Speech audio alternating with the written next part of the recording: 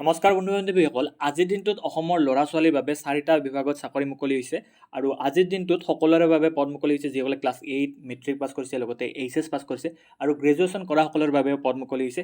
এই ভিডিঅ'টোত তাৰে ওপৰত আলোচনা কৰিম। যদি আপোনালোকে আমাৰ নতুন ভিউৱাৰ্ছ হয় তেতিয়াহ'লে আপোনালোকক জনাই থ'ব বিচাৰোঁ যে আমাৰ এই চেনেলটোত এদিনত যিমানখিনি জব মুকলি হয় সকলোবিলাক জব আপডেট আমি এটা ভিডিঅ'তে কভাৰ কৰিব চেষ্টা কৰোঁ। যদি আপোনালোকে এনেকুৱা ধৰণৰ ভিডিঅ' মিছ নকৰিব খোজে তেতিয়াহ'লে আমাৰ চেনেলটো ছাবস্ক্ৰাইব কৰি লগতে বেল আইকনটো প্ৰেছ কৰি থ'ব আৰু ভিডিঅ'টো শেষলৈকে চাব, কাৰণ ভিডিঅ'টোৰ শেষত মই আপোনালোকক জনাই দিম কেনেকৈ আপোনালোকে এই পদখিনিৰ বাবে আবেদন কৰি ল'ব পাৰিব। এতিয়া এই ভিডিঅ'টো আৰম্ভ কৰোঁ।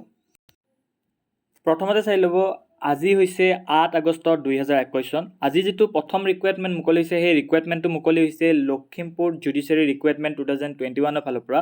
ইয়াত আপোনালোকৰ বাবে পিয়ন আৰু চকীদাৰৰ পদ মুকলি হৈছে। টোটেল পদ মুকলি হৈছে 3টা।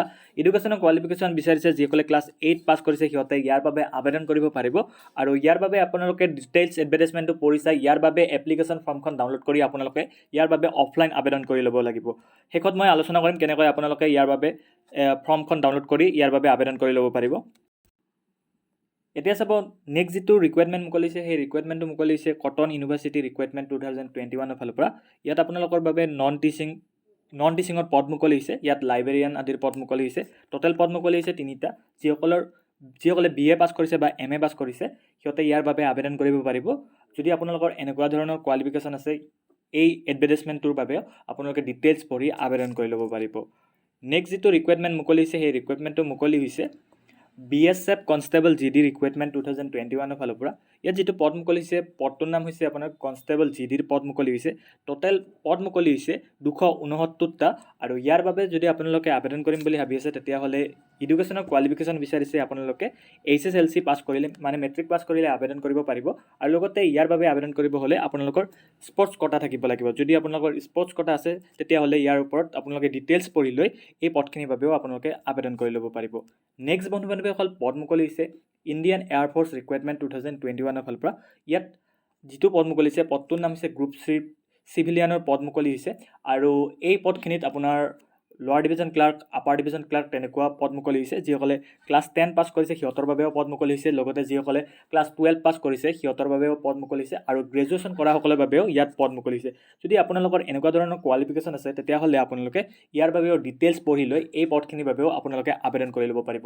এতিয়া চাব আপোনালোকে ইয়াৰ বাবে এই পদখিনিৰ বাবে কেনেকৈ আবেদন কৰি ল'ব পাৰিব। এতিয়া চাব, ইয়াৰ বাবে যদি আপোনালোকে আবেদন কৰিম বুলি ভাবি আছে তেতিয়াহ'লে ডিছক্ৰিপশ্যনৰ যিটো লিংক আছে সেই লিংকটো এবাৰ ক্লিক কৰিব। ক্লিক কৰি অলপ সময় ওলাই আপোনালোকে পঢ়ি ল'ব কাৰণ সেইটো আপোনাৰ বাবে ইম্পৰ্টেণ্ট কামটো। প্ৰথম যিটো আপোনাৰ ইণ্ডিয়ান এয়াৰফ'ৰ্চ ৰিকুৱাৰমেণ্টৰ বাবে যিসকলে আবেদন কৰিম বুলি ভাবি আছিল, যিসকলে ক্লাছ 10, 12 আৰু গ্ৰেজুৱেশ্যন কৰিছে সিহঁতে ইয়াৰ বাবে ৰিড মৰত ক্লিক কৰি সবিশেষ পঢ়ি লৈ এই পদখিনিৰ বাবে আবেদন কৰি ল'ব পাৰিব।